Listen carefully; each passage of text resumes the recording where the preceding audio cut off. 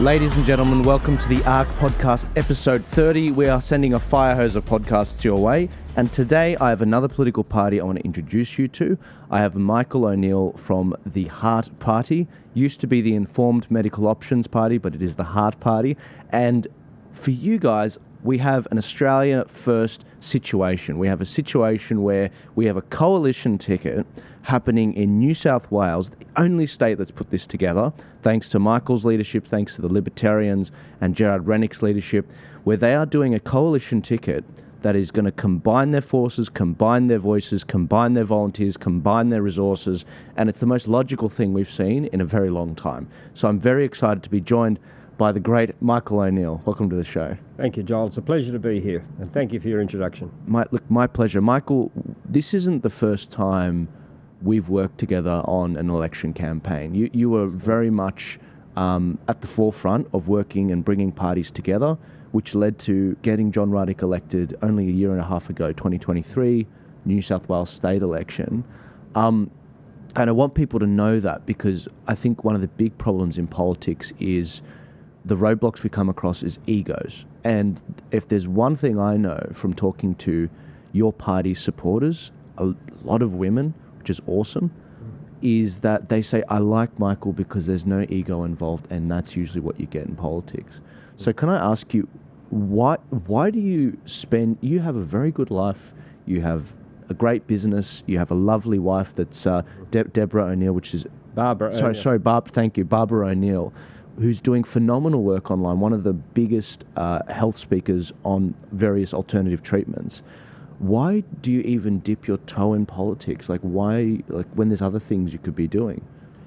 Yeah, sometimes I wonder that myself, Joel. Well, but honestly, I got into this 10 years ago because of no jab, no pay. I felt that was a breach of trust massively by our government when they then determined how you will treat your child. And one of the pivotal things that the political platforms that I stood on is parents' rights, not only bodily autonomy, which is but parents' rights. I mean, what sort of government actually gets in and says, you will do that to your child, you will medicate them as per what we decide, or you will face a penalty, and a penalty is something you dish out when there's a crime committed. So they've made criminals of the average caring parents who just had a different opinion than mainstream conflicted medicine.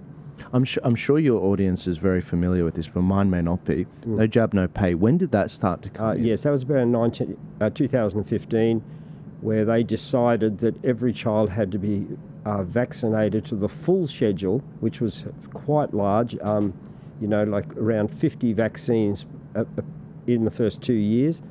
And there was a lot of parents that had different opinions. They had adopted a lifestyle. They said, well, we'll feed our child healthily. We may even take 1 or 2, but we don't want 5, 6, we don't want 8, we don't want 9. But they were deemed to be subversive, and they have to be dealt with. They have to be punished. So hang on, if they didn't do the full schedule of jabs for their kids, they wouldn't get like a welfare That's of right. some They sort? lost their Part B of their family payment. They were not allowed to have their children in, they got no funding for childcare. Not that I'm a great proponent of childcare. I think parents should look after their, but nevertheless, I think if there's a right for one citizen, it should apply to all citizens, regardless of their personal choices. And of course, the whole campaign was media driven. But moving on from that, so I did start the political party because at the time I approached many political parties to see who will I champion, who will I give money to, who will I support to fight this, and no one was willing to. They all said, it's very important the little kiddies have their little jabs, and I thought, well, but it's not about actually the jabs, it's about a parent's right to make a choice. That was my thing, because I never protested before that. Yeah. I just used to think, well, you can do it or you don't do it. You weren't an outcast in society. You weren't some sort of threat to all the other children in Australia. All of a sudden, this whole idea metastasised that, your children are now a threat to my children. And really what they did, they very, very effectively turned family against family. Children were being ostracised. People embraced the stupidity of it without thinking, and there's it hurt a lot of families. A lot of families. People's lost their homes over it because they were relying on, say, Part B of their family payment just to meet their mortgage payments, or they had to downgrade their rent because they couldn't afford to live at this level. They had to go down. You know, there was serious implications, and I was meeting the families. It strikes me as a timeline, 2015, no jab, no pay. And then obviously 5 years later, COVID-19 comes around. You guys were like, oh, hell no. Hell no, I am not going along with this. And so you and all of the lovely mothers in that community sort of built, I'd imagine you were just straight up and just... Absolutely. And it's interesting, you know, Joel, that, and I've seen video footage of this. I was saying back in 2016, 17 and 18, I said, do you think it's all about the children? It's only a matter of time. If you let this pass, I'll come for you. Wow. They will come for you. Wow. And people said, how did you know? I said, because I know the beast. I mean, these people are not operating from any rational base. They basically, their God and goal is more money, market saturation, and they found a willing tool in the government to help them achieve their financial objective. Right. I call that the swamp. Some people call it the deep state. So it's basically this bureaucracy, which basically is heartless, and they just want to enforce their rules. And what I found was interesting because, you know, if you actually looked at, say, you looked at Nazi Germany, they had Goebbels, who was the Minister of Propaganda, and he basically, the government dictated to the media and owned the media and that controlled the people. But we have this inverted now where the media controls the government. Politicians are absolutely terrified of getting bad press. And so they make bad, weak decisions because of their terror of getting bad press. And of course, that's why I admire people that broke out, like Craig Kelly, who he knew exactly where he was going to go by standing up for his conscious decision, but he did. So, because it was quite astonishing. I mean, during COVID, to take people back to that traumatic period, 2021, 2020, Craig Kelly, George Christensen, only two MPs in the lower house, standing up, crossing the floor, voting against their own party, and saying, no, this is worth me being thrown out of the party. Like, people will die as a result of this. Absolutely. Whereas a lot of other politicians, and I call these guys the statesmen of the Liberal Party, they were just like very slow to come around on this. They got a couple jabs, and they were very slow to come around on this until it was absolutely safe that people like Michael O'Neill and others had won the discussion, and it was safe to come out politically, and the people were already on your side. Then they're like, oh, I always opposed this stuff. And then they try to rewrite history. It really, I mean, does that annoy you? Does that annoy you, Michael? Because you've been at this since 2015. It doesn't annoy me because I know people are at different levels. They have different levels of information, and there was an information vacuum other than a few lonely voices in that time, and they were subject to it. And of course, it's very easy to look at people that have very long names, letters behind their name, and they say this is perfectly safe. We've done the trials, we've tested, all lies. But nevertheless, that you have to forgive people to say they said, well, look, this is we have a problem. We didn't have a problem. We had nothing out of the ordinary at all, and this is the solution. So they just felt this was correct. I remember at the time it broke, I was in the USA.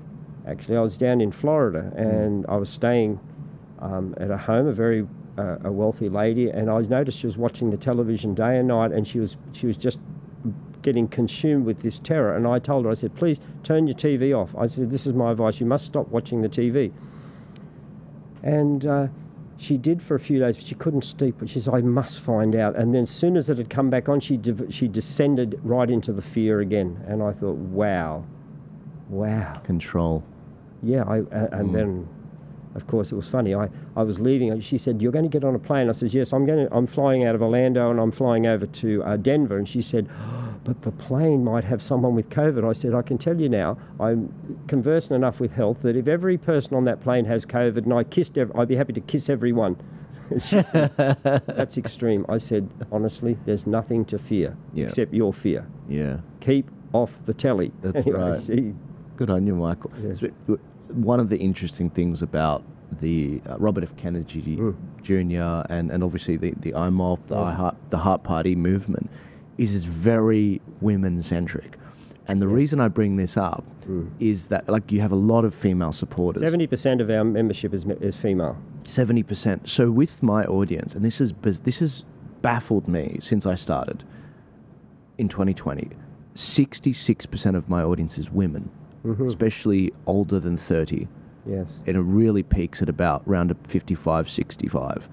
And it was always struck me as bizarre, but the answer lies in you guys, in the fact that women, traditionally, a lot of those health women that talk online about these jabs, the no jab pay and all that, they are aware of their mama bears, basically. They care about their kids, their grandkids, and it made so much sense when I looked at it from that lens. A lot of people watch this show and they're like, oh, Joel, he's doing a great work, he's getting young men into politics.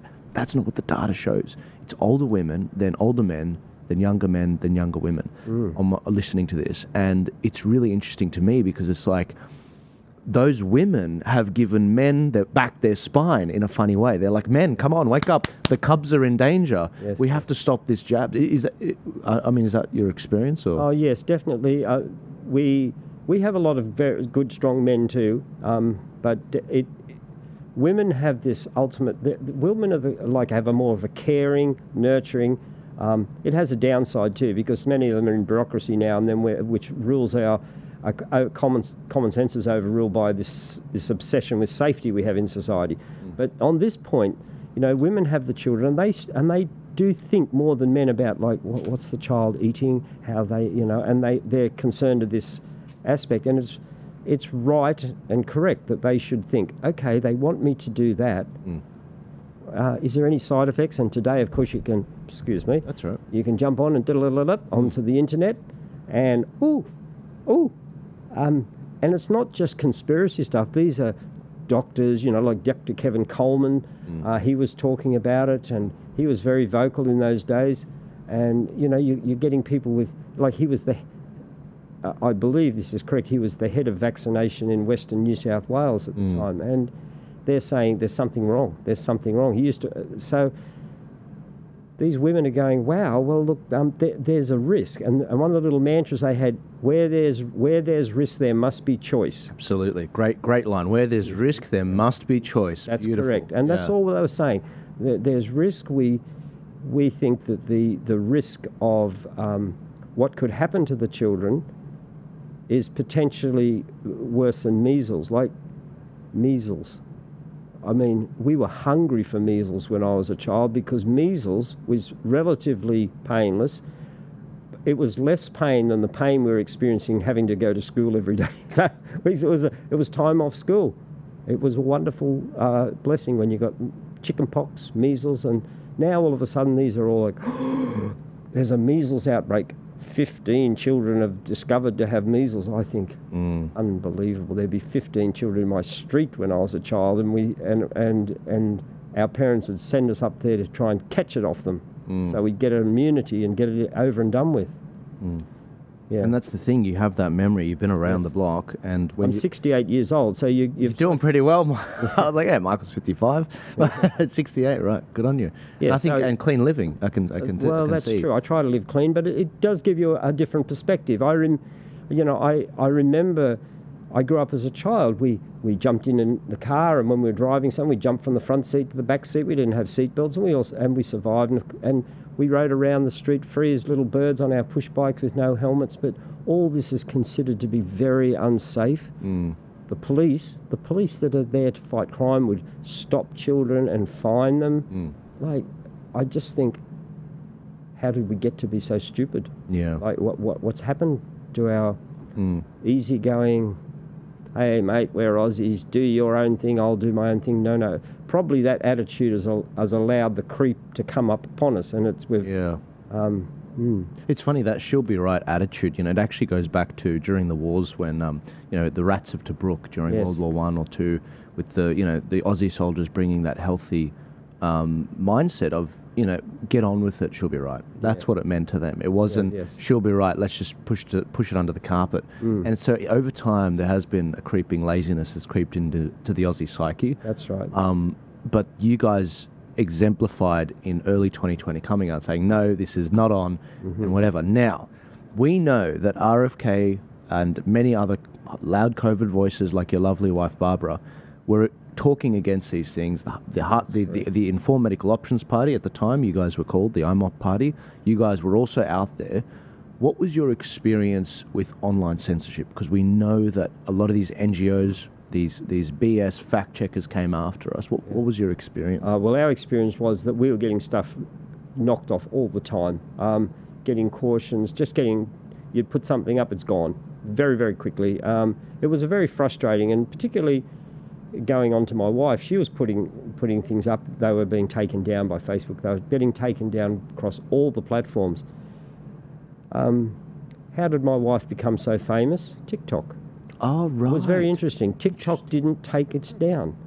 And then, so they let her run with the just natural algorithms, and she just became a overnight sensation. Yeah. And then, funny thing happened, then Facebook, Instagram, and all the others stopped taking her down. I think they thought, there's money to be made over there, and we want some of it. So there's huge question marks around the TikTok thing, because don't get me wrong, I'm on Team Australia, and there's very clearly been a huge smear job done on TikTok. It's a CCP, this and that, there might be this ownership. And look, I'm actually genuinely open to those arguments, but to what why is it that all the anti-government, anti-big government things are being censored on all platforms except X now? Yes. And TikTok. Yes. And like a lot of the things I've learned that have been the most impactful things have been on TikTok. Yes. And it just poses big question marks, you know. And they're still trying to shut it down. I mean, I think in the US they're going after TikTok, some say, because it is a vile spreader of information on foreign wars, like the Israel-Palestine conflict. And the real question is that why they're going after and shutting it down? Because more people are seeing stuff from the Palestine side, the people's side. And I don't know, I have no idea, but we got to be able to share ideas. So when I hear about a political party, for God's sake, being censored, this is one of the most direct attacks on democracy. I mean, the whole idea of politics is that you have this group of people that have joined and they have an opinion. And that group, they may be the elected government, but they have an opinion. And so what it is a fight of opinions, and we have to be able to get those opinions to the people, and the people will decide, I agree with them person's opinion, and that's what democracy is, and then they will vote for that person. But then to say, oh, actually, we can't have your opinion there. Really? You can't have my opinion? Like, they're just political opinions. Tony Abbott. Scandalous. It is scandalous, and I agree about the opinions thing. I think it was Tony Abbott who remarked that it's a battle of ideas we need to engage in and have debated out. And I think it was John Anderson, former Deputy Prime Minister. He said, "You don't get good policy out of a bad public debate." No. Now, both those guys ended up getting the jab. And both those guys, I would actually say, are part of the reason why the right in Australia, the free thinkers and the libertarians haven't been able to get organised, because those guys spent a lifetime building up that political capital. When their country needed them during COVID, they let us down. They stayed silent, they played it safe, and they didn't come out till it was safer. And the data backed it up or whatever. They waited for, the right data to come out. And I lost a lot of respect for them. John Anderson, we went to my school. And I felt that it was a huge letdown, because I really did look up to him and his conversation series. But interestingly, with Tony Abbott, and the reason I mention him is he was the health minister. That's correct. Not so long ago, maybe in, was it 2013 or 2012? Yeah, around then, yes. Right, and he put in the legislation, and I didn't know this till 2021. In 2021, he was calling for, we need a royal commission into the COVID response, basically. He said there was no reason to lock down the country and put that in legislation. So I didn't put that in legislation federally. I didn't put it in because if there's a virus that's that dangerous, people will lock themselves down. They will use their own brains. Exactly. And I just thought, thank you. Like someone, and he didn't really say that till like mid to late 2021, but I was like, thank you for finally saying something, calling for a royal commission. Yeah. And I remember when I talked about that, it went viral because it was like, yes, proper leadership. Yeah. And I think that's what this country's missing. Absolutely is, because you know, when people are allowed to exercise their thinking powers, they generally they'll operate them in a safe way, and you know they'll just use logic and common sense, which are very undervalued. In fact, they're legislated against today. You can't make any decisions. You can't buy a block of land and think, oh, well, just build a house there. I'll have this and that'll be good. No. The government has to come in at great expense to everyone and decide. You can't drive on a road and make a decision that, oh, this is a nice long stretch and it's at 10 o'clock at night and I'm the only car on the road. I can crank it up and go a bit faster to get home. No. They will not allow you to break out of that mould. And so we have this very strong influence that determines how we're to think. And we've come to accept now that the government has a very deep role in determining how we're going to think. And as someone who's well-travelled, I am very well-travelled, and I can tell you it doesn't exist.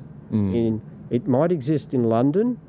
I'm not very happy. I feel like I'm in Australia when I'm in London, except there are more people on the streets. But generally, you go to other countries and you experience the freedom, and it's good. It's like, and I think, yes, I like this. This is how it used to be. I felt that in, going to America was actually quite lovely. I haven't told my audience about the stories from my Washington trip only a couple of weeks ago. But when I was in the taxis going through, I was just, I thought, if you want to know about the politics of a city, ask the taxi drivers, ask the Uber drivers. So they're talking to everyone. And I said to them, in Sydney, we have seatbelt cameras where if your seatbelt's not on you properly, you get a fine.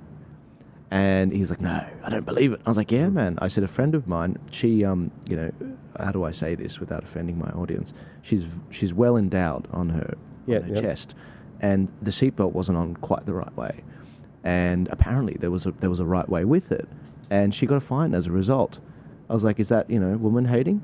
And then I said to the guy, we also have new cameras called fatigue cameras. I don't know how they work, but if you're working too hard in Sydney, if you're trying to put food on the table for your kids, if you're driving from Western Sydney as a tradie to the city to do a job site, and you're working 6 days a week, because often they work Saturdays, and you're driving home tired on that Saturday night and this camera gets you, you've got to pay a fine. They put more pressure on you.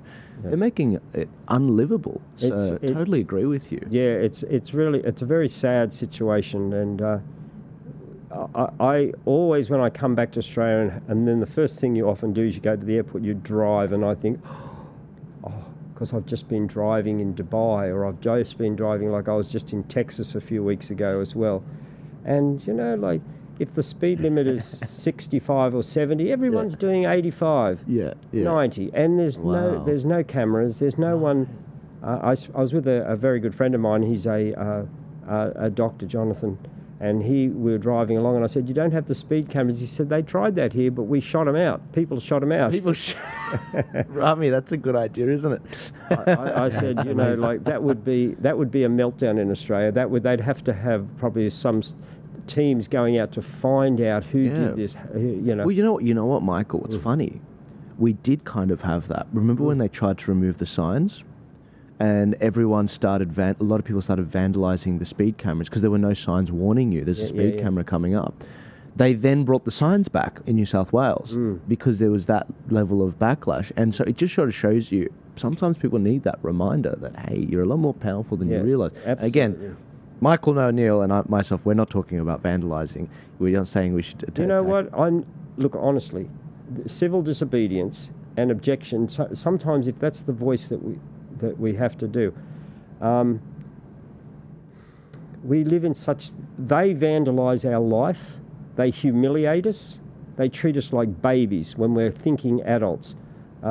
Richard Nixon said one of the problems of America in his day, he said, small people in big jobs. And I think that that's very pertinent today. And I know that Ronald Reagan held that philosophy, and I know that Donald Trump holds that philosophy. And they're trying to move those small people out of big jobs and put people, eliminate a lot of the jobs, but put good thinking people in there that understand that the formulas of business, and that if it's a government business, it even has a more responsibility to be fiscally responsible and not waste taxpayers' money. Yeah. Well, look, the warning to the government is, hey, people will get angry just like they did before, and they will vandalize your stuff. Yeah. And the problem is they pay you. These aren't like lazy people. These are people that pay your taxes, and through their taxes, they're tradies, many of which are just they got this strong masculine streak, and they don't like to be governed over. So stop doing this silly crap, revenue raising of people. Cut your budget back. Stop spending money on woke ideologies and trying to cut little boys' penises off, and maybe focus on what's actually in front of you, which is a very good population of people. You know, Australia is a beautiful place, and we're getting strangled. It's absolutely, we are, and I would like to feel that I can play some part, either directly or indirectly, changing things for the better in Australia. I mean, my life isn't as long left as yours, but I can still, you know, have a go and try and do while I'm still lucid and have energy to do something. Well, again, as I started this conversation, Michael, I think that, you know, the idea that you're giving up some of the best years of your life for this is incredibly admirable. Because again, there's a lot of things you could be doing. There's a lot of countries you could be in. It was very difficult to book you in because we were both traveling, and you more so than me. And so it very clearly you're in high demand. And I didn't realize you were 68. You're looking very good. Let's talk about your High Court challenge. I do believe it was with the Electoral Commission. Was it the High Court? Well, actually, it didn't go to the High Court. Supreme? No. But it was an internal. Right. They ruled that we'd failed on a review. We felt there was something that was incorrect, that because there's a whole lot of hoops you've got to go through. Like you've got to have 1,500 members. Yeah. We submitted, I think, 1,600 members. They contact X amount of people. They match them against the electoral roll. They check if they're members of other parties. We still had over 1,600. Then they do one more check. They ring 50 people randomly, of just random people out of your membership, and you're allowed to have 2 defaults. And we had 3. And then they gave us another review. We didn't get any better. Yep. So we asked for another one and a new list, and they said no, they just deregistered us. But we believe that was incorrect, that we had a right to another review. And so when I say we, I mean some of our executive members, very smart people, submitted they got all the facts and figures, precedents, the whole lot. They said you have to give us. They gave us a review, and of course we went through flying colours the next time. So people may not know this, but I think they'd really appreciate to know this. That there's been about 100 of these that have gone before them, and 98 of them have failed. So you guys were like one of only 2 or something that actually managed to reverse this. That's correct. And I'm pleased to say that, you know, and this is why I like to keep an ear to the pavement on what's going on in political parties. The contractor that helped you guys get that and advised you on that, if anyone listening is in a political party and you're in a similar situation, you need legal advice on how to run a party, how you can receive donations, or how you can get some of these things past the courts, please contact me on Joel at the Ark podcast, because I've got a great contractor that helped you guys. And when he told me the stat, I was like, mate, you're like 1 in 100. That's phenomenal. Because, I mean, imagine that. Imagine that the Hart Party got deregistered just because the systems at the Electoral Commission were not up to scratch. Because let's speak very plainly now that it's passed. They didn't do their systems properly, and you had to basically do the work for them so that it was as easy as possible to get this through. We have 7,000 members. Yeah. We have to have 1,500. So even if half of them defaulted, it still gave us 3,500. Even if only a quarter went through, we would still have our members. That's right. We had the members. It was a very frustrating, because what happened, a mindless bureaucratic rule had deemed us to be failed when we didn't believe that was the case. Yeah. So the parameters that they have set are very tight, and I feel sorry for political parties, and I believe that I wouldn't be surprised if they will tighten them further, because major parties, and your listeners may not be aware of it, if they have a member elected to Parliament, they are a parliamentary party. That's right. And if they're a parliamentary party, they don't have to do audits. They don't have to register 1,500 members. They don't have to submit anything. it. It's bullcrap. It's complete bullcrap. And by the way, that's why Clive Palmer worked so hard to get Craig Kelly in 2022, so that he didn't have to do that whole submission. Because I don't believe he got 80,000 members. I don't believe it. Not like your members, where they were vetted by the, Yeah, that's right, and that's why Clive has now bought another party, the Trumpet of Patriots, and because they've already done the hard yards, and I don't know what deal that was done. No, but from what I know, I mean, this came out publicly. I mean, he offered One Nation Queensland 10 mil. All in wasn't for selling. Obviously, at one point you mentioned... yes, we were. There was an offer made to the Hart Party before the New South Wales state election, because New South Wales is unique. You have to be registered a full 1 year before they call the election. Months or something crazy, yeah, absolutely. So, and we were, and so we were attractive, and we had a very cordial debate, and I do like. I respect Clive Palmer, but I wouldn't like to operate under the way he operates a political party. But I do value anyone that takes a stand for right. And Sue Ellen Wrightson, who's the leader of the party, my dealings with her have always been favourable. She's coming in very soon for a podcast. Yeah, okay, her and Senator Babbitt as well. So okay, well, so I have nothing, And Clive's great. I mean, hydroxychloroquine, what he did early on the pandemic, he secured all that. Government seized it. The lawsuits he's helped fund during COVID. I totally You've got to give everyone their due, and it's like any fool can start a war. It takes a wise person that we've got to try and make a peace, and particularly a peace amongst people that have similar ideals. Absolutely. I actually toyed with going with the Trumpet of Patriots, but I realised that the longevity of that relationship wasn't solid, and that's why I was happy to go with the Australia First Alliance and be one of the founding members, because I believe that the foundation of longevity is there in the parties that we were going to join with. Well, look, one of the very obvious problems I see with the Trumpet of Patriots is, again, this is nothing against Sue Ellen, it's nothing against Clive, but the reality of the situation is, when we were working on the New South Wales election in 2023, I talked to One Nation, I talked to Independents, I talked to the Hart Party and the Libertarians, and I found that there was a massive hole in terms of, there were 98 seats, we had only filled like 15 of them between all of you parties. I was like, all right, I've got to fill this to 100% somehow, so that we can maximise the Senate vote. My starting place was the UAP candidates. They were the most dispossessed, and it was like, where did you go, Clive? Where did you go? Because the problem was, after the 2022 election, Clive went off on tangents to save face, I believe, and just say, oh, the vote's rigged and this and that, look at this ballot box and whatever, rather than look inwardly. Maybe we didn't run the best campaign, and maybe we need to restructure and bring these parties together.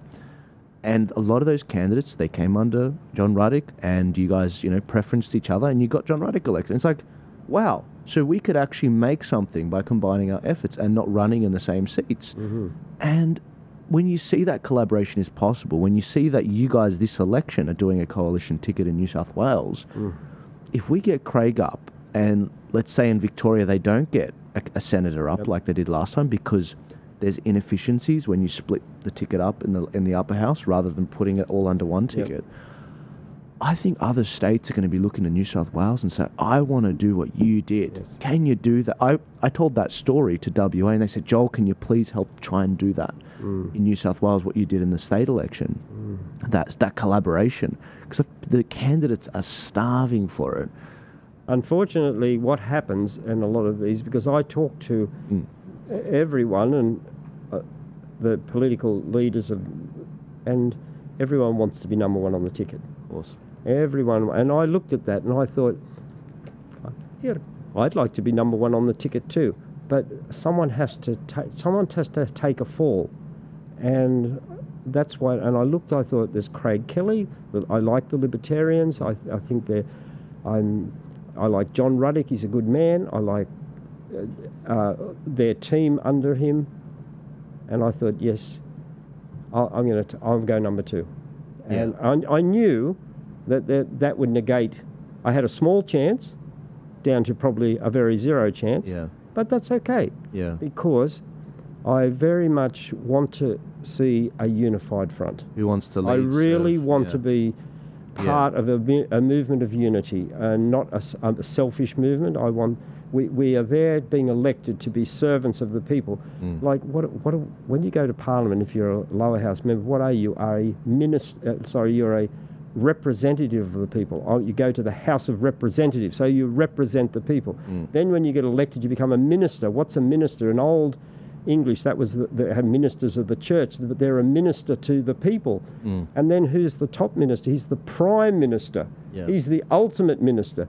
But they don't even know what they are to be. They don't act it. So if we want that sort of system, we have to live that system now. And that's a very Christian value. I mean, it is. You got a Christian background. I do. You know, Jesus says, who wants to be the greatest among you? Be the least. Be the least, be the greatest servant. And just for those people, like, what are they talking about? I know what you're talking about. Every election, half of the Senate goes up for grabs. So that's 6 senators per state. So in New South Wales, the way it typically goes, and the way it went last election, was it went, so two Liberal Party end up getting up, 2 Labor Party end up getting up, and 1 Greens. That's typically what happens. The 6th spot usually goes to either the Liberal, so 3 on the right, or an independent right-winger. So in Victoria, that 6th spot was won by Senator Babbitt in the last election, or in Queensland, that Senate spot was won by Pauline Hanson. In New South Wales, because the minor parties were split, rather than someone like that ran last time, like John Ruddick or whoever else get it, it ended up going to the Liberals, and we all know how feckless they are. And by doing this Senate ticket, it is increased the efficiency that the preferences transfer. Yes. Now, in order to get 1 senator up in New South Wales, it's the most populous state. You need to get like 900,000 votes for a full quota. That's about 14%. So Michael going as the number 2, the only way we could get him up is if we got double that, which isn't going to happen. 1.8 million voters is nowhere near what we could do. I mean, the last election we got maybe 0.8 of a quota for New South Wales. So you really do have to have someone that takes it for the team and says, okay. But with that said, the unique thing about New South Wales and some other states like South Australia, WA, Victoria, Tasmania, is you can play off the state elections with the federal elections. So if you take one for the team in the federal where you're the number 2, maybe you're the number 1 in the state election with these parties because, hey, look, we got Craig Kelly up. Maybe Michael O'Neill should be the number 1 candidate for the state election, and we do a similar deal and we cut it like that.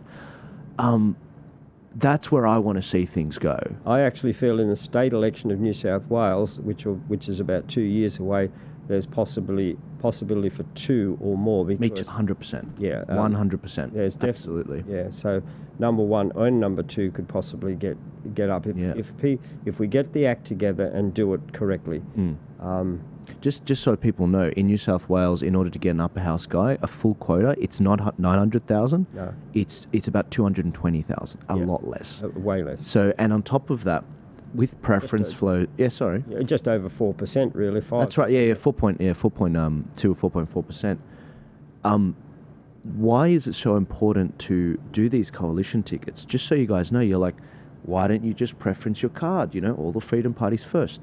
Because not everyone does that. You guys are the Spartan warriors that know what you're doing. There's a lot of people that don't.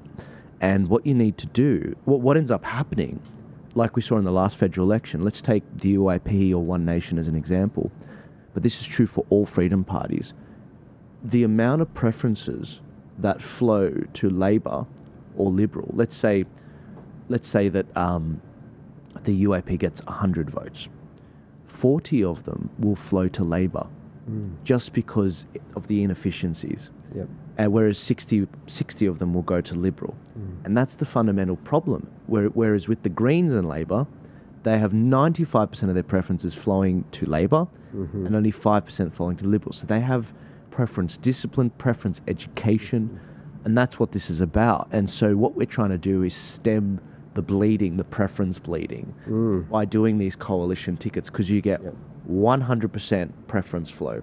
So for the state election, 100%, we could get 100% of our preferences flowing from 1 to then 2 to then maybe 3. That could deliver us the balance of power just by having that level of collaboration. Absolutely. Yes. And that's why I take my hat off to you. This is possible in other states. It's not possible in Queensland because they don't have an upper house in the state parliament, which is unfortunate. But if we pull this off, and if we manage to carry this camaraderie to the state level, IMOP could get its very first elected member in the next state election. The Heart Party could very much do that. And the candidates want it, the volunteers want it, and the people voting for freedom parties, they all want it. It's just about getting this leadership thing right. Yes. And it's not about, everyone wants to be first. It's about delayed gratification. Not this time, next time. If we can do that, I think we can all win. I truly believe that. Well, after the next federal election, if I see that Craig Kelly from the Libertarian Party has got a Senate seat, I will be one of the happiest men in Australia. Absolutely. Yeah, absolutely. Yeah. And I felt that way when John Ruddock got the seat. I thought, wow, fantastic. Job well done. Honestly, if I was probably with the political landscape as today, and I was confronted with the same dilemma back that I was in 2015, I would not start a party. I would join these parties, and who knows where the future goes. Sure. Who knows where we, is an amalgamation better than even just still, two parties? There is so much time consumed in bureaucracy.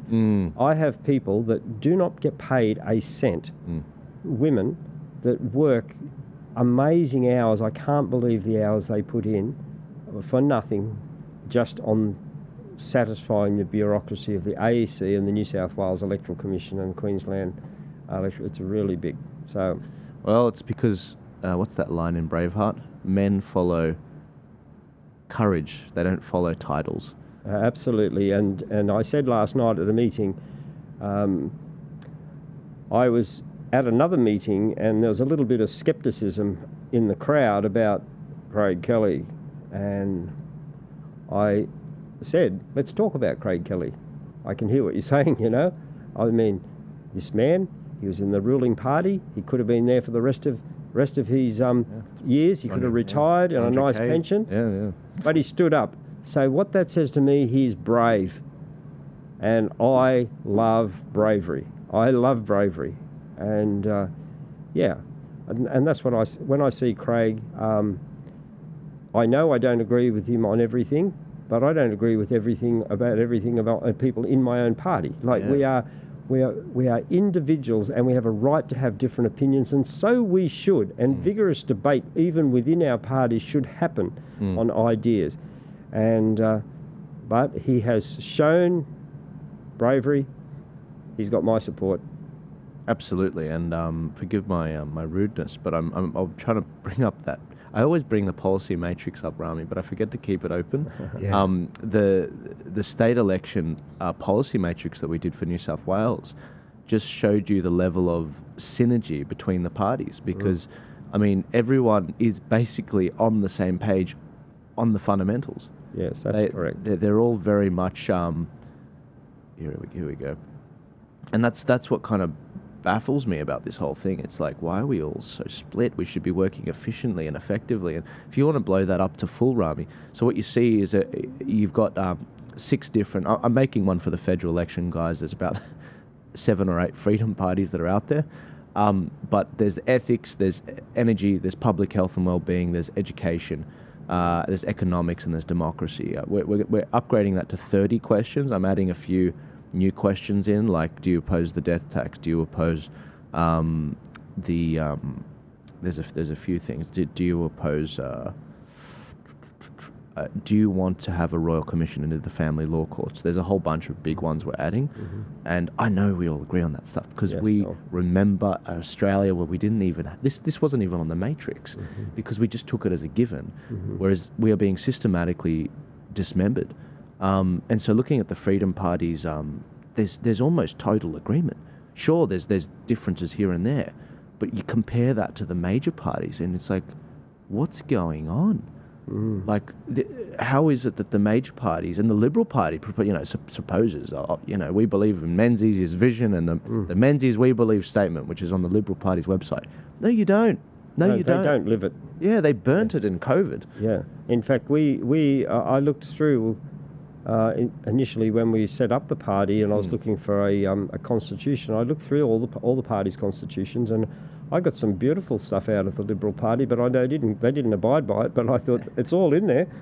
And I thought they had some good concepts. And isn't that what's bizarre? It's like they were the original Freedom Party. Yeah. They believed in small government, in small business, the entrepreneur, family. Obviously, they believed in the monarchy. And it's like over time, it's just become such a woke thing. I mean, the voice referendum was an astonishing thing where they took their time coming out against that. I was like, how on earth are you talking about judging people based on their skin color? I mean, are you serious? Two votes? It was my argument against it. I felt it was extremely racist, and I didn't want part of racism. My first wife was an Aboriginal girl, and my children are Aboriginal. None of us agreed with it. We felt they prided themselves, they were just Australians. They worked hard. They were able to manufacture their life in the environment we live in. We do not live in a 200-year-old society. And to try and live in a 200-year-old society today is just stupid. It's stupid. No one wants to live there, but with respect, I do know many people, they want to embrace the 2025 lifestyle, but they want to revert to this some time that they may have been hurt, which they had nothing to do with, and there's no one alive that did it to them. And this is what I always told my children. I said, you live in this life now. Yeah. The people that may have hurt your ancestors are dead and gone. Your ancestors are dead and gone. And to live in that mindset is never to go forward. Okay, I want you to be successful and go forward. You can embrace this world and you can be successful. And I embraced them. I said, never take a grant. Okay, I never want you to take an Aboriginal grant, because when you do that, you're saying that you aren't good enough to get it on your own. You can get anything on your own. And they were just, yes, Dad, yes, Dad. So they forged through on their own merit, and I think that's the message. And I made them work hard. And they used to complain and say, Dad, we work very hard, more than anyone else we know. And I say, yes, but I'm preparing you for life, my dear. And God bless you, Michael. I actually homeschooled my children. Yeah. Never sent them. Because once again, you were ahead of the curve. It's right. I looked at the school system and I thought, I have a responsibility under God to bring these children up correctly, and I felt that the direction of the school system was not compatible with what I believed and wanted my children to grow up. Yeah. I didn't believe they were teaching children to be successful. I'll tell you a little story. My daughter came to me, she was about 10 years old one day, and she said, Daddy, we're going to have to go to school, because if we don't go to school, we'll never get a job. And I said, really? You must have been talking to Grandma. Right. And I said, but I'm the boss here, and you will not be going to school, and school will teach you to be stupid, I will teach you to be successful. Okay? She said, yes, Daddy. And the children are all successful. And because I married Barbara later and inherited 6 wonderful children from her, and Barbara Ori embraced the philosophy. She was also homeschooling her children, so we just had this wonderful little homeschool mix. And yes, school can, if there's anything that needs to be overhauled drastically, it's the current school system. Yeah. It's not a place of learning. It's basically ideology programming, and I did not want my children, to be programmed ideologically from people that I didn't agree with. So do you think that that's something that's very much going to become even more popular as a topic from some of these very mothers that are backing you into the future? I mean, many of them are already homeschooling, I'd presume. They are. A lot of them are homeschooling. Like, I listen to this concept now. They're talking about in America giving each student a grant of around 10,000, so they can choose their school. So they get a 10,000 in their pocket. Well, I think that should go to homeschoolers as well. I mean, I funded if they're going to give it, you've got to be even across the board. Of course, yeah, and if a person chooses to homeschool, I hate anything the government then goes and legislates. I was able to dodge a bullet the entire time. Only once did the authorities come to my house because it got wind that I was not schooling my children. So they turned up. There was a little entourage one day and knocked on the door. They were ever so polite and smiling, and the children are here and we're just wondering why they're not at school, and and I said, oh yes, come on in. I didn't care, and they were my two children were just sitting there looking up at there, and I just had, in those days I used to buy the Australian every day. And they were going on, I think my son was about 6 and my daughter was about 4. And I said, look, pick up that paper, open it any page, give it to him to read. And he just started reading, and they were like, what? This was the Australian. And I said, now give it to her. And she started to read. I said, we are actually fine. I just want to tell you right now, we can continue with this conversation, but my children are never going to school. So that's my ground. That's where my baseline is. Right. And they were just like, oh. Do you know, I never heard from them again. Never heard from them again. Yeah. And my children are very... So I cost the taxpayer zip for my school fees. We took control of it, and I think there's a lot of people that want to do that. I'm very much opposed to all the grant for this, grant for that. And I mentioned that if there's going to be a 10th, it's got to be even across the board. But actually, I would rather see our taxes reduced by in excess of $10,000, which would give us money, and we choose our own schools, and then the schools become private and competitive, And because that's one of the big problems we have right now, isn't it? That with education, the reason why the state wants control of the kids is the kids of the future, and if you're indoctrinating them and getting them at it, climate change protests, yes, that's right, the voice protests, and it's like, hang on a sec, what are you doing? And this is the public system, and that's the big problem. Once women entered the workforce, many of which were forced because they had to compete with other couples that are also trying to buy a house where both of them are working full time. Once it goes to that level, everyone's then got to start, either the man has to make more or the woman has to enter the workforce. And that means who's taking care of the kids, who's teaching the kids. That's right. And that's the problem we have. And so... Well, one of the problems is, I know there's a housing crisis in Australia. If you don't mind me mentioning this, I'm personally not anti-immigration. I think a good immigration is a very good thing for the country. And if you see countries that have a real open door, they're booming, like Dubai. They have zero tax, they have huge amount of immigration, but they have very low regulation. And so therefore, in Australia, we have, it's so expensive from every point. Now, housing... I saw figures recently that 44% of new house prices in Sydney, 44% are government fees, levies and charges.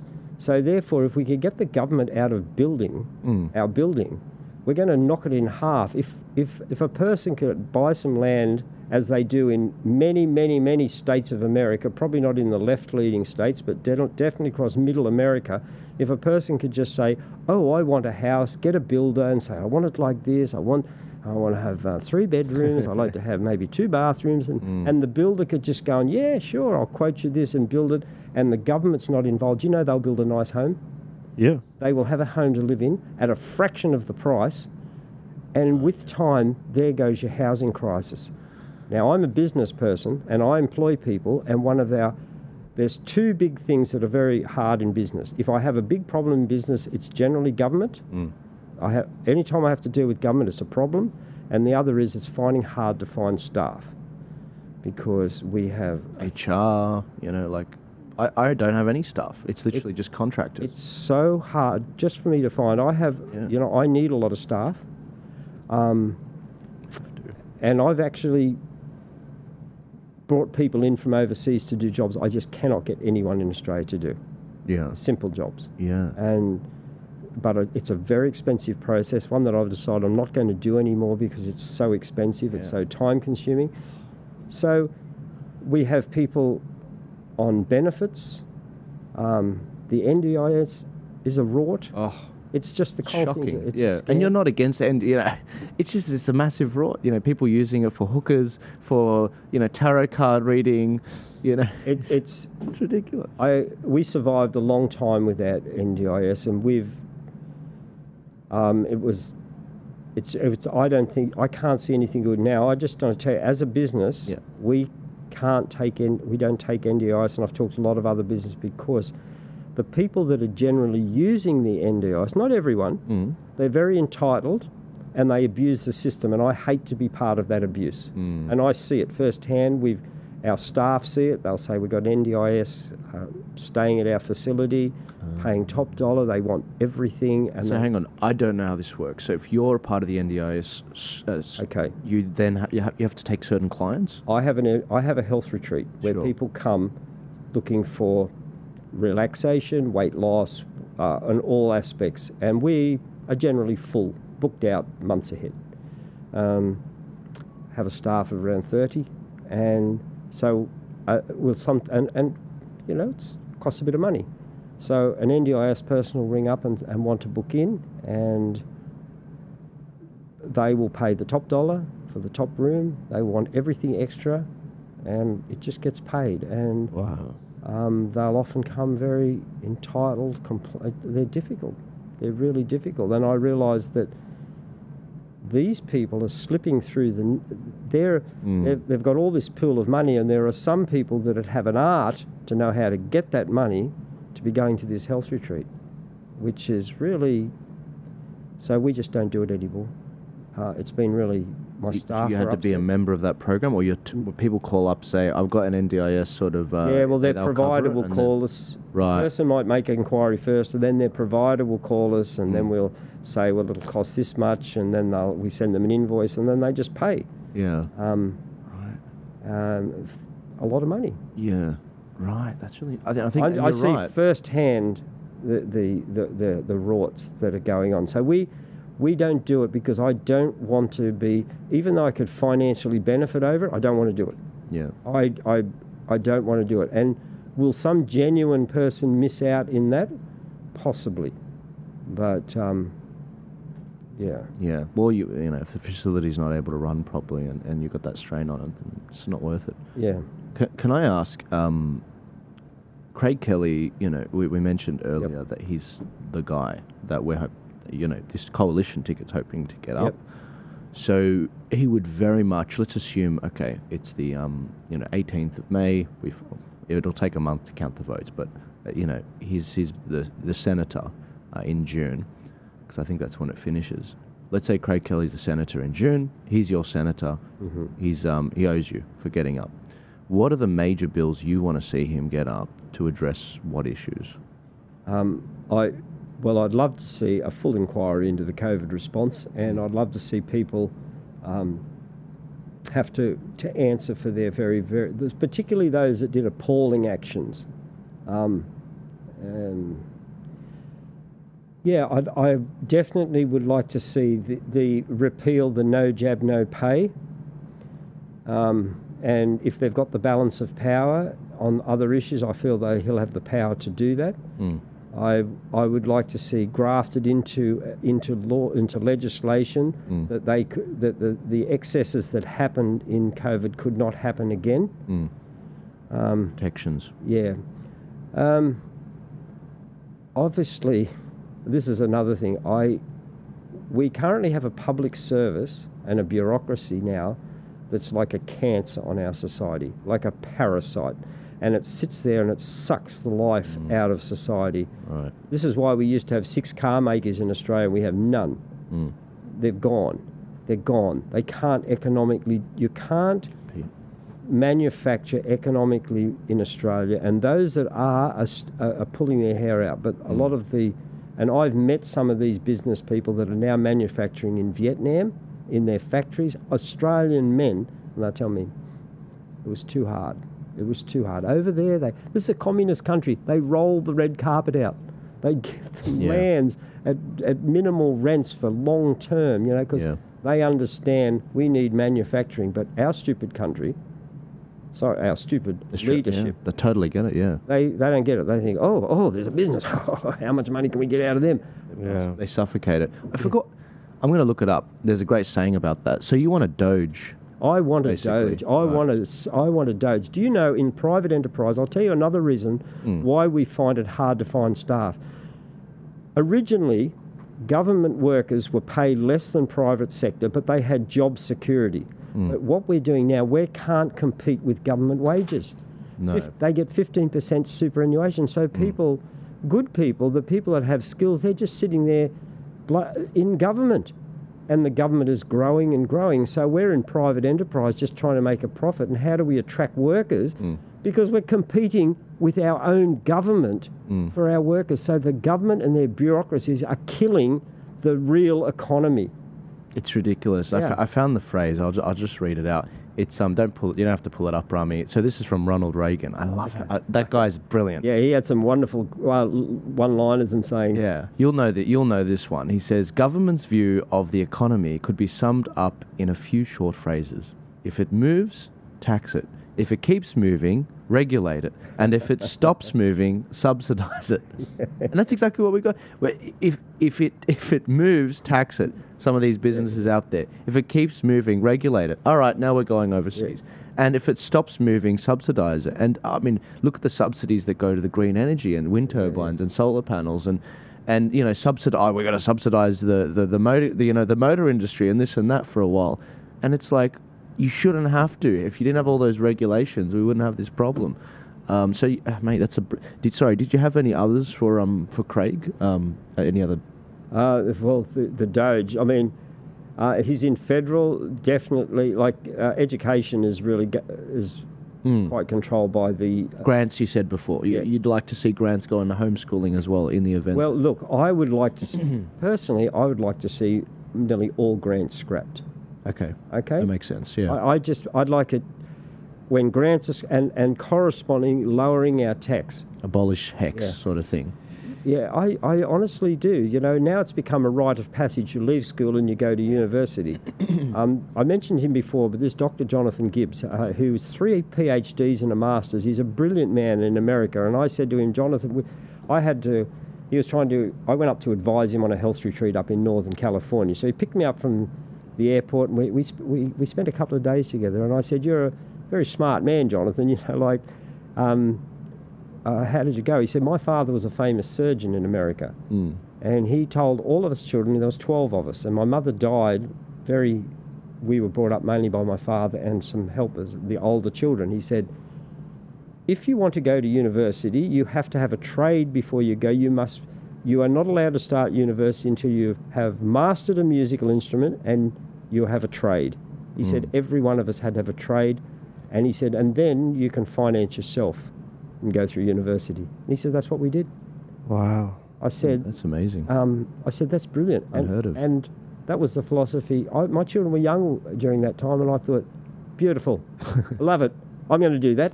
Yeah. And so a couple of the children says, "Oh, we're going to go to university." I said, "Yeah, sure can. When you do your trade." So all my boys, they were all builders. They all did trades. Right.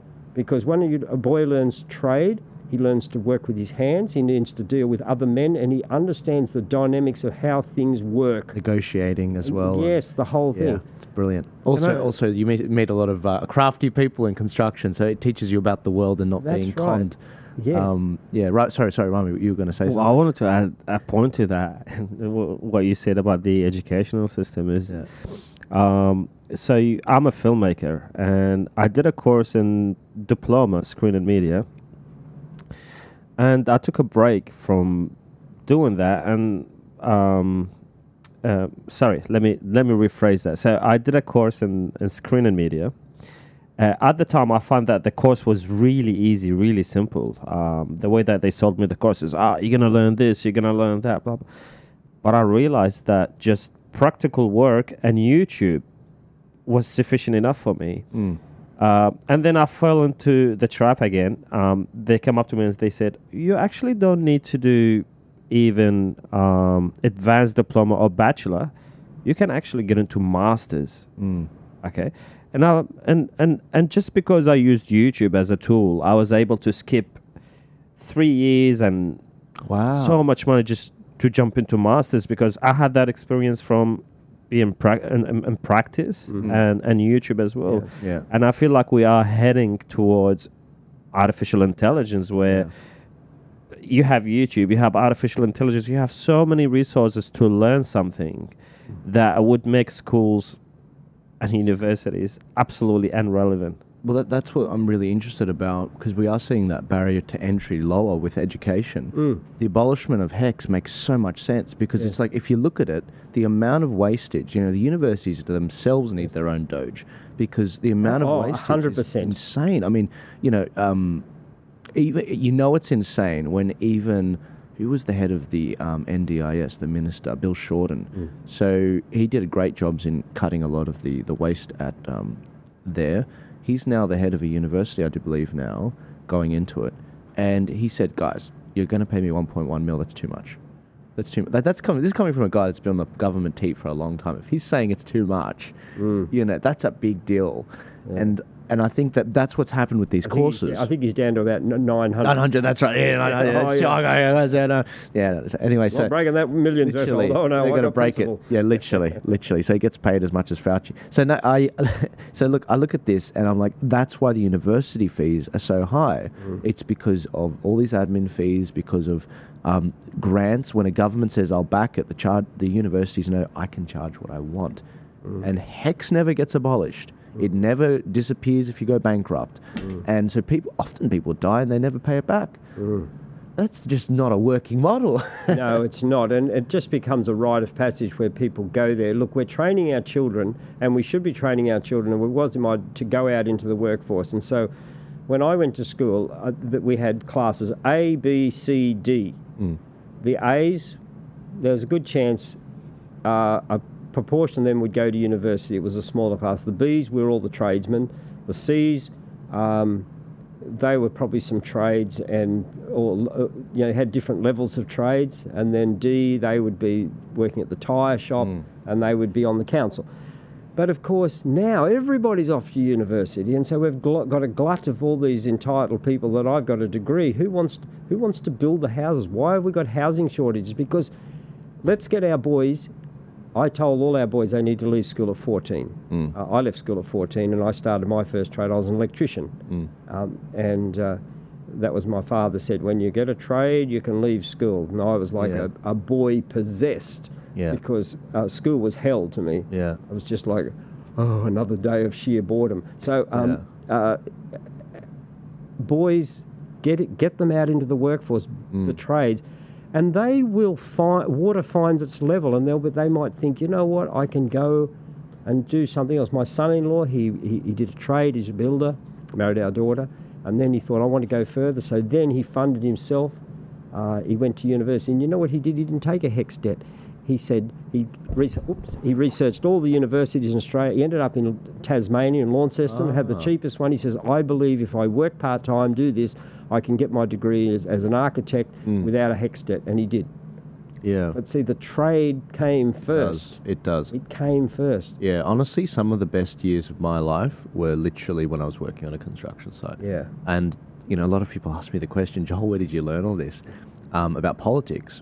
And it was actually, I was on the construction site and I was just listening to podcasts while I worked. I was listening to the Yanks, I was listening to the UK, the whole Brexit politics, and I was like, so when it came to Australia, it was like, well, obviously this is what we need to do. And everyone was like, how did you know that? And I was like, well, and this, I guess I just had a second degree because what I was doing on the sites. But in terms of the site skills as well, it was another dimension to it. Working with your hands, being useful, being able to fix things up at home whenever you need. That's great. Knowing how to use a reciprocator, knowing how to measure off a door. And so look, when I look at where the country's going with HEX, I do get angry. I wouldn't be surprised if some of your sons maybe didn't go to uni after getting those trades. None of them went to university. Only my son-in-law. None of them did. And believe me, Because they're like, why should I? they have successful businesses. Because they met. When you work a trade, you're like, I know I can make that amount of money. At the end of the day, my time is worth at least $150 to $400 a day. Yeah. And if you're not going to pay me that, and if I have to pay you that, why the hell would I go there? It's brilliant. Absolutely, it is a waste. We got and the other thing is, which has actually made us a bit of a. It is a fact that women do better academically than men, and so a lot of the women have. And I know I might get roasted, but a lot of my party's not full of women, and I've shared these what I believe. But they'll go in and they'll do degrees and they'll excel at them. So a lot of the men are out there working and boys, and then the girls have these degrees. So where do they work with their degrees? Yeah. And for instance, I talked to my son-in-law, and he said, "Well, it's very interesting, Dad. When I finished my architecture," she said, all the men went into private practice. They went as architects here, building architects and so forth. He said, but all the women went into councils. They all got job in government jobs and state government jobs. And he said, I found that interesting, because then he said, and then they make the rules and they have an emphasis. And it's the way a woman's made. I'm not condemning it at all. Oh, yeah, not at all. Yeah. It's the way a woman, they basically have an emphasis on safety. We're more going, we'll be fine. It, you know? Yeah, not worried about safety. Oh, yeah, we'll get up there. But a woman comes in and and this is why children need a father role in the family, because the mothers can tend to sort of, come here. The boys father will be like, get out there and climb the trees, get over there and play, it's silly. Go drive the car on the beach before you're even able to drive, honestly, and it's there's a great lack in the society. So anyway, where am I going with all that? I'm just saying. Don't worry, I'll keep you on track. We're talking about HEX, university. Yeah, I think and this is the problem. So we have these departments. I used to be the president of tourism up on the North Coast. Oh, right. I didn't know that. You've done everything, Michael. Well, I've had a little... But I remember once I ended up fell foul of the girl. She was in charge of the economic development in the Kempsey Shire Council. And basically, I believe she was wrong, and we called a meeting of all the members of the tourism, which were the motel owners, the hotel owners, everybody. We all met at the Mediterranean Hotel, a motel in Crescent Head, to have this showdown with the council, because they were wanting more money out of us. And basically, I went in and I said, as the spokesman, I said, look, we can go the long way or we can go the short way. The short way is this, that we're not going to give you the money. Okay, so we can pack it out after this, but we've already made the decision. We've had a vote. And apparently I offended at no end.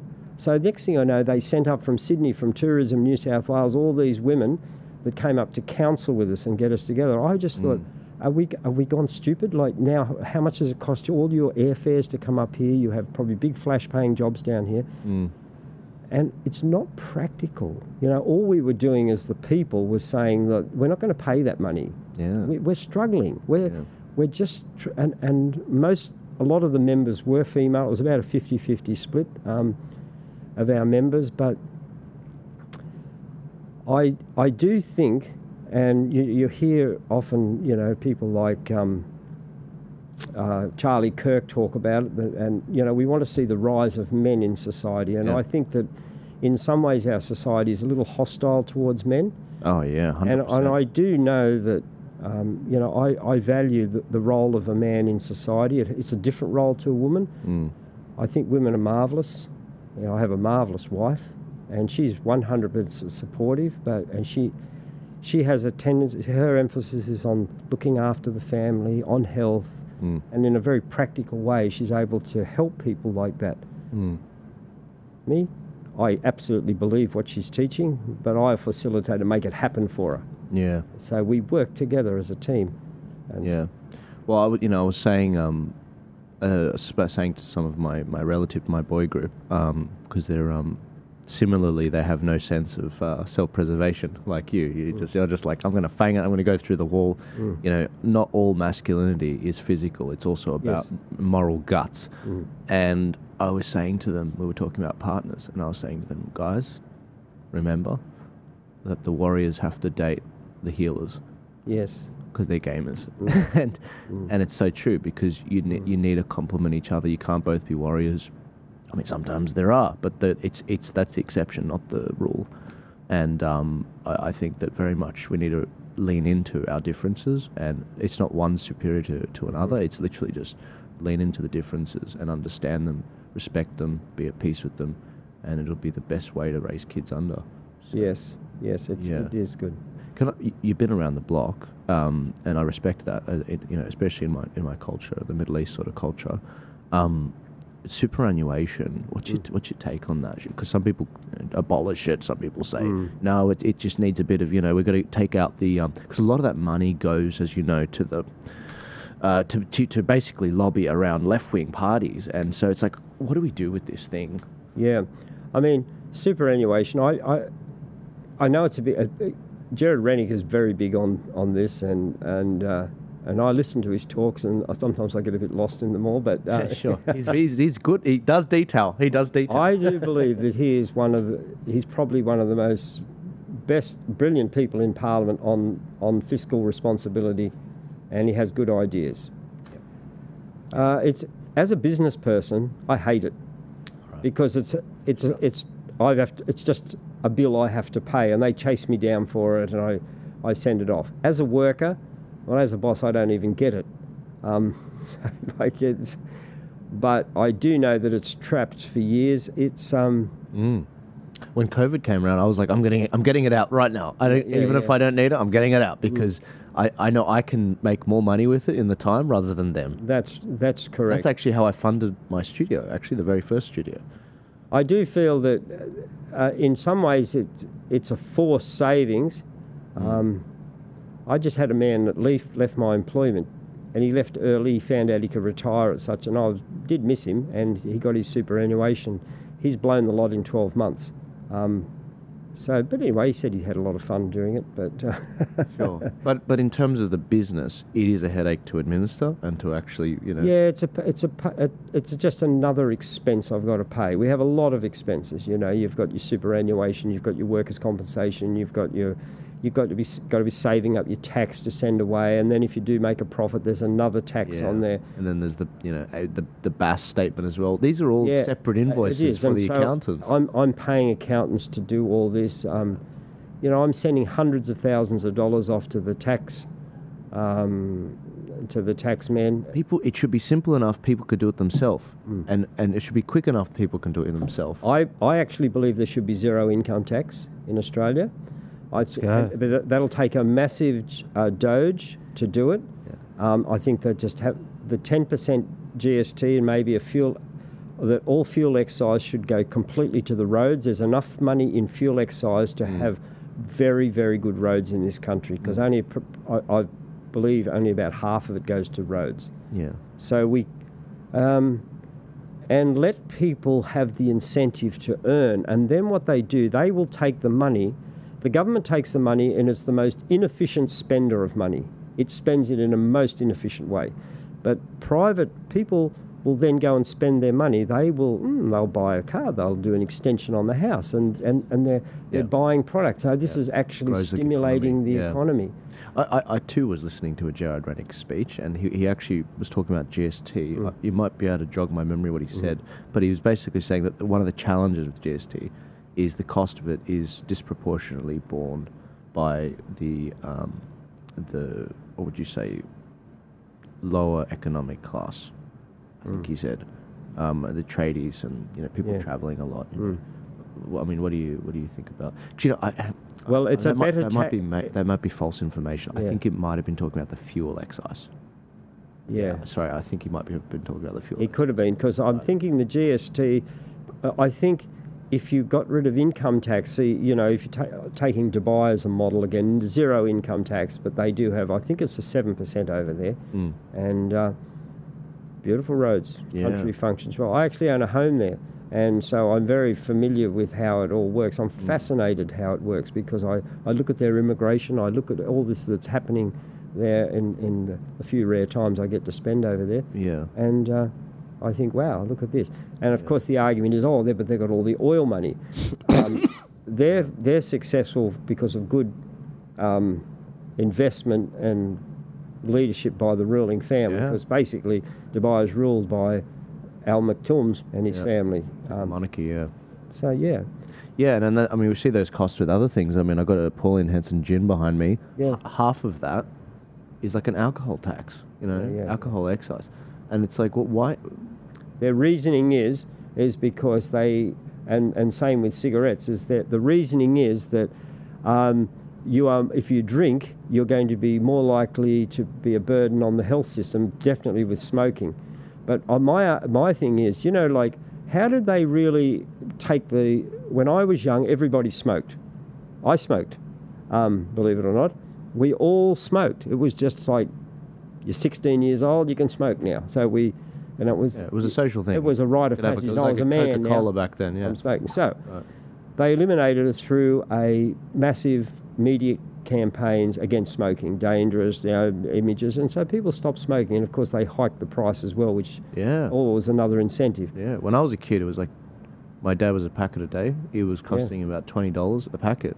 Now it's like 50. And I was like, well, if I remember, there's an old ad that used to play when I was young, and it was a jingle. It goes, join the club, join the escort club. That was a fact. 34 cents, Senora, 34 cents a packet of 20. That's what it was. Wow. And it's 50 now. It's insane. Like, who has, what is that? $350 every week. Exactly. You said send a kid to a private school for that or something, And it's the people that suffer the most in society, low-income people who use tobacco as a source of coping mechanism with life. Yeah, I mean, did they ever get an actuary to do the numbers on whether that actually does bear a cost on the health system? Well, there have been a lot of stuff, and I have read the data. A smoker does have a greater burden on the health system. But my argument is that same media campaign could be the value of drinking water. Did you know that if you drink good clean water, 6 to 8 glasses a day, you're going to eliminate this and this and this and diabetes? Did you know that if you had that much sugar and if you stopped eating this sugar, if you got to bed before the hours of before 10 o'clock, you're going to have so much less likely to get from everything to depression, all this. I think that's where a health budget should go, because we always have this cry, it's all about more hospitals. Like, really? It's like having a cliff, and they look at it and they think, people are falling off the cliff here all the time. So what we'll do, we'll station more ambulances down there. Then we'll put more hospitals down there. So when they fall off the cliff, no, we need a fence. We need a fence. We put the fence up, they won't fall down. Yeah. I feel that's how we should address health. We need to go and put the fence up and tell people, just in a rational way, that if you start to take control of your health and do some of these simple things, that you'll actually have better health. And who doesn't want to have better health? Go out for a walk. Just give the benefits of going for a 30-minute walk every day, that it will increase this. People will do it. Yeah. The media has the power to do it. But what does the media do? Through paid advertisements. It's all about this medication. You've got heartburn. This product. You've got a headache. This product. Never dealing with it. Always dealing with the symptoms, never dealing with the cause. That's right. It's because probably, there's a whole lot of range. That's at the heart of your, obviously the health stuff that your lovely wife Barbara talks about. It's that, how about we deal with the cause rather than keep putting Band-Aid fixes on? That's right. And we have the power to slash our health budgets by, I believe, 75%, and have a health system that does deal with the car accident, that does deal with, if there is a really bad problem, but they're generally, honestly, we don't have a problem in society today, and with crashes and emergency care, we have a problem with lifestyle problems. Yeah. And our emergencies are often filled, and I saw this firsthand when Barbara broke her arm. I had to wait in the John Hunter Hospital with her for 6 hours, just because she had to have it realigned. It was twisted. I was watching people come in with the most petty things, and I thought, why are they here? Yeah. Why are they here? Themselves. They're just... Do they have no education? Go home, have a drink of water, and go to bed. Like, have a hot shower, drink some water, and go to bed. Oh my God. It's not the end of the world because you've got a temperature. Oh yeah, it's like sleep it off. And so no, I well, you know, when I went to the hospital, I felt bad. I was like, you know, I'm really, you know, I'm sorry to take up your, but I couldn't actually breathe. That was the problem. I couldn't breathe. And so they said, oh no, you got to go to the emergency. Like I was like, oh, this is nice. I was like, I bypassed a very long line because I had a very scary event that happened over the summer. But while I was on holiday, so I wasn't in Sydney. So your lovely wife helped me get rid of a really pesky 6-week cough I had late last year. Rami might remember. It. And do you know how I got rid of it, Rami? You're going to laugh at this. Organ oil or something? Mate, better than that. So she said, slice up some onions, put them in a bag. Put them in your socks. And put them in your socks while you sleep at night. How did you guess that? Well, that's what the old people used to tell us. My grandmother and Rami is wog like me, guys. Well, so and how that, and dare they? You know, they're without their qualifications to be saying such a thing. Now that look, the bed smelt for a week, but that's okay. The cough went, and I'd had that for 6 weeks, and I was like, Barbara, like I got to get you in the studio because that blew my mind. And it's like, why are you censoring this woman? For God's sake, online. It's very. So I've got to thank her personally when she hopefully comes in. Well, when she comes home to visit her home country that she's not allowed to advise or talk about health, we'll be very happy to come in here and talk to you. Right, I didn't know that. Well, I'm curious to hear her full story on that when she's in studio. But I've written a book about it. It's called The Assassination of Barbara O'Neill. Wow. And you're the best husband in the world, Michael. Wow, that's awesome. What a great, that's really cool. That's amazing. Imagine I said, Rami, you're going to write a book about your wife. You know, how many men have written a book about their wife? And had the time, if you have 6 kids, to write a book about your wife? Well, it took me a while. It took me 6 weeks from start to finish, and it's sold by the thousands because people are asking what happened in Australia. So I thought, I'm going to write a book about it. And the first half of the book, I give her basically where Barbara comes from. And the second half of the book, it's just about the whole disgusting processes for the Healthcare Complaints Commission of New South Wales, how they pursued her. Wow. The assassination of Barbara O'Neill. There it is on, for God's sake. I'll bring it up in a sec, guys. I just want to, did you want me to put this in the description for people? It's here on Amazon. Okay, you know it's good. I'll Amazon wants to verify it's not it as a audio copy because I've narrated it as well. Oh, you know, there's the image, guys. It's available on. That's it. I can see on your computer across there. Very good. It's available on Amazon, guys. If you want to go find it, that's really cool. I'll probably have to read that ahead of the interview with Barbara because I think that's very honourable thing for you to do. Just go out of your way and write a book. And be like, you know what? My wife's gone through a lot of pain right now. I'm here every night. I'm seeing the crap, the articles, and what was it? So what was that like on a personal level for you? It was very frustrating. Because initially I had some level of trust in a government body that was called the Healthcare Complaints Commission of New South Wales. A very, very, big title, and it was very, for instance, Barbara tells me you don't finish your sentences all the time. Me too. I don't either. Anyway, it was very discouraging, but the first complaint was that she received from the Friends of Science in Medicine, which is just a pharmaceutical hack group, that she was recommending goat's milk for children that couldn't breastfeed from their mothers for some reason. So she said a good alternative is goat's milk from healthy goats. Oh, well, the complaint was that's potentially fatal. So I asked them, I said, would it be more possible than the vaccine? Could we get the data on that?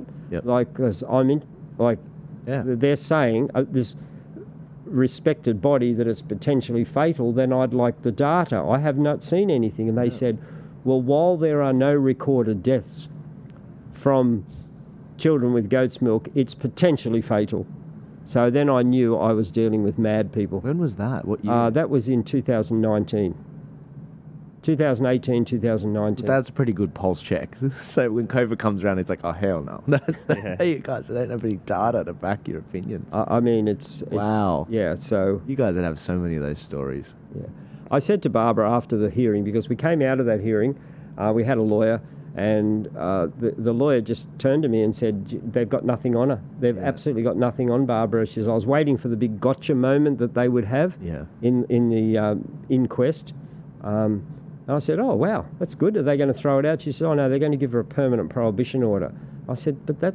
She said, Michael, believe me, that's very good in this place. She's not going to be charged, fined, go to court. There's nothing they can do. Just reputational damage. They're just going to put they have the power to just slap these edicts on there. Now, you can take it to court.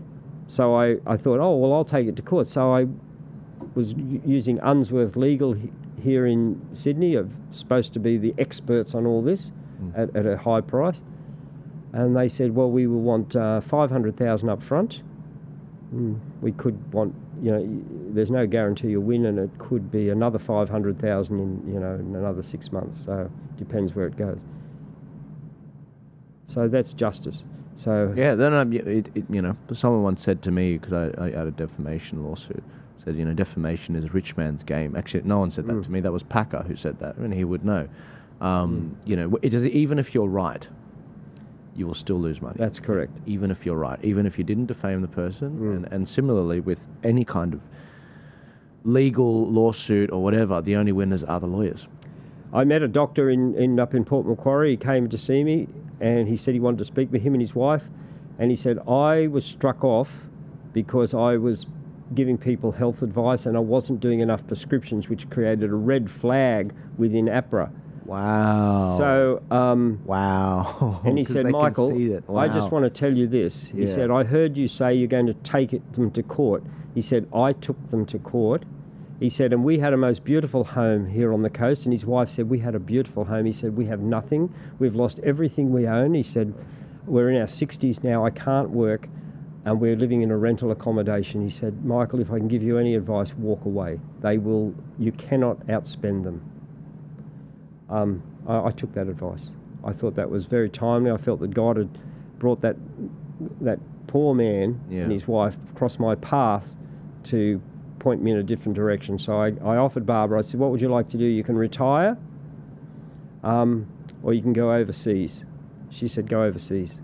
APRA needs to have a wrecking ball sent through it. Absolutely. And I see that Dr. Billy Bay is running for the Great Australia Party up there in Queensland, and he's a good man.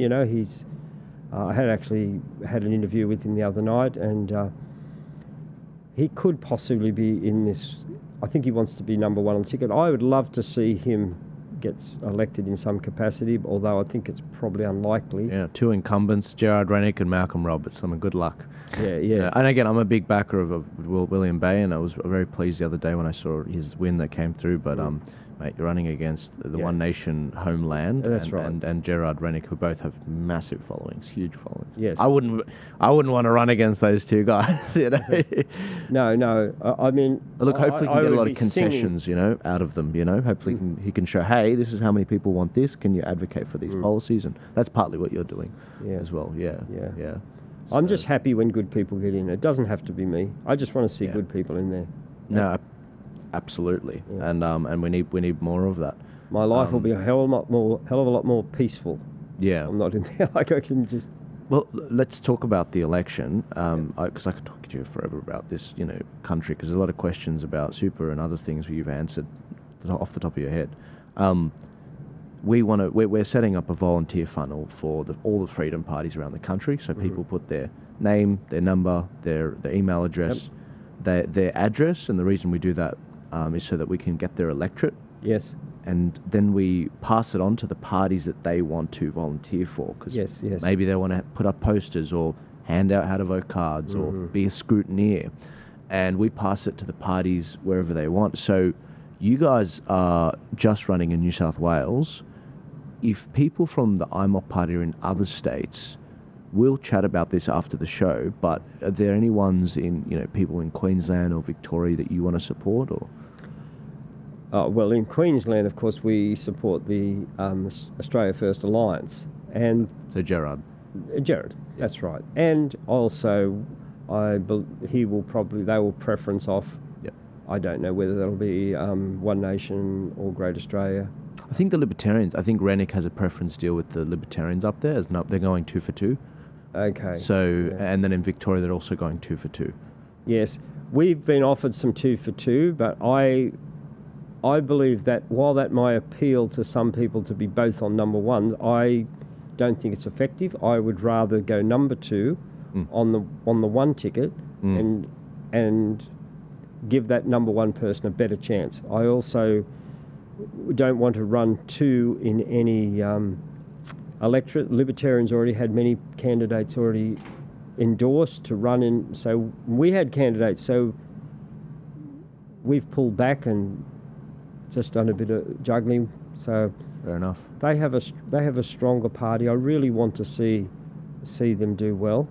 I mean, we want to see us do well. I want to see the whole Yeah, thing the do well. movement, the people that agree with the things on that policy matrix. I spoke to Rod Carleton a couple of days ago. He's going to come to Sydney at some point to do an interview. And I said, Rod, where are you running? And he said, we're running in these states. And I was like, what about New South Wales? You're not running in New South Wales. He said, mate, we're getting behind the Heart Party. We want to back Michael and what he's doing on that joint ticket. I think it's a great initiative. And I was like, something's in the air. Absolutely. And I told Rod, before we even had the coalition, him and I consider him a good friend of mine. And I said, Rod, I'll stay out of Western Australia, and we'll encourage our members to vote for you. And he said, well, I'll stay out of New South Wales. So that was just a pre-agreement we'd had. Then the alliance came along, and I think he's quite interested to work in that alliance in some capacity. Yeah, no, absolutely. And I might say Rod Cullerton with the Great Australia Party, we had a CADCO, right? We had CADCO. That's right, of Commonwealth course. of Australia Democratic Cooperative. So that was back in 2022. You guys were trying to do this. Yes, and we did it. We actually, I think it was started in about 2019, and Monica Smith helped us in those days, and we were having this idea of unity, and so we got the Australian Federation came up on board, and so we were in a very disciplined way. We didn't run against each other, and we preferenced each other. And I used to enjoy our meetings. Yes, I'm reminded of that. I don't know if you remember this, Rami. You remember when there was a meeting that was planned between Rod Cullerton and Ricardo Bosi, and Ricardo lost his crap? That was the CADCO thing. Oh my God. They were trying to do a preference deal together, and just because it was announced publicly that was happening, Ricardo lost his crap. It was hilarious. But anyways, we all know where Ricardo's at now. So look, I wanted to take one of the last moments of the podcast to just have a laugh with you about the how this started and where it is now. So guys, the way Michael and I met, I don't know if you guys know this, back in 2020, Ricardo Bosi, I have no idea why, but we did a show together, and for some reason he mentions this party called IMOP, Informed Medical Options Party, Michael's old party name. I was like, who are they? Why are you going out of your way to do this? So before we went on camera, I'm like, who is this? And he's like, oh yeah, because we talk about the topics of the show, and then we just start filming. I don't know what he's going to say. Whips out this piece of paper and he starts going after this party I'd never heard of. And I'm like, they must, obviously trusting Ricardo at the time, I thought, okay, maybe they must be crazy. must be bad. And then being the natural journalist I am, someone put me in contact with Michael, and I was like, and we very quickly got to the bottom of what was going on. And then I was like, okay, that's it, Ricardo, we're not doing this. You can say some last comments and we're not covering this thing again, because that was not good. He just goes after them, after their throat. He calls Michael a clown, doesn't know how to organise a party, and all sorts of stupid stuff. Today, we're in 2025, 5 years after that conversation. Michael beat the establishment in keeping his party registered, despite their attempts to deregister you, and Ricardo's still trying to register a damn party. Wow. And it just tells me God's a funny guy, because the Ark podcast, there's the old podcast. The reason I called it the Ark with a curve was I didn't have the Turning Point brand. Now I've got the Turning Point brand, and I have the Ark podcast. And I just thought, I just wanted to take a moment to acknowledge that. And by the way, when he did that, the amount of people that signed up to the Informed Medical Options Party back then, Michael was telling me, it was like, it was the best advertisement we ever had. It put us on the map.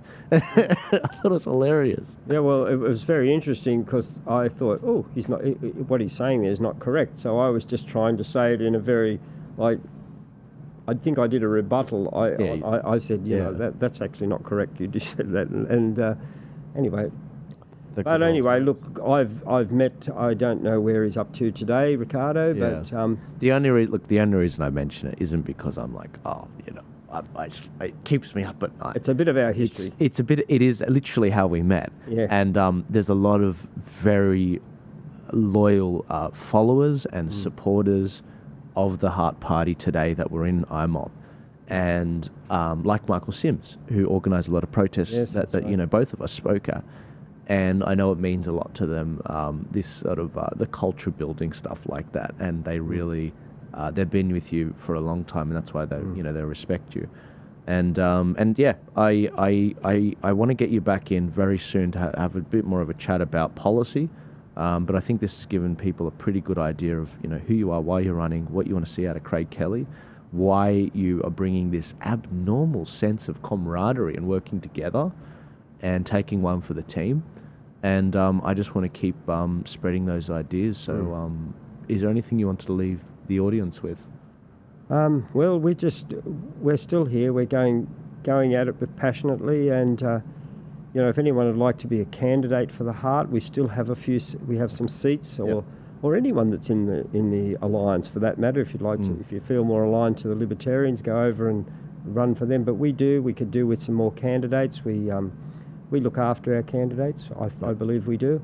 Yeah, you do, absolutely. I've talked to them firsthand. Yeah, and lovely people. We're just trying to make a difference, and hopefully we'll get some people elected. Absolutely. Well, look, I tell you what, I'm going to put in the description a link to the IMOP social media, IMOP website, so candidates can reach out to you guys. All the Heart. And sorry, what's it called? Bad habits die hard. Yeah, well, he's got a heart problem. Literally, I do. And I'll make sure that with the volunteer funnel, we send all the volunteers and any potential candidates your way. But Michael, God bless you. I take my hat off to you. Too. Thank you very much. It's been a pleasure to have a chat here, Joel. Absolutely. You're one of the best parties for me, to work with, because you're very easy. It's like I explain the strategy and you're like, that makes sense, let's do it. It's like, oh, that was the shortest call today. Like I really, you're a team player. So no, look, when it comes to people wanting to support them, those links in the description. I hope you enjoy this show. Give this a share. Don't just watch it on yourself. Share this out there, get it out there. And I also just want to say, if you want to support this show, we have the Buy Me a Coffee for as little as $4 a month. You can subscribe, you can join our members stream where I'll be sharing a lot more about my US trip and some of the other stories that happen behind the scenes. But without further ado, I'll let you guys go. God bless you. Thanks, Michael. Thank you, Joel. My pleasure. Mate,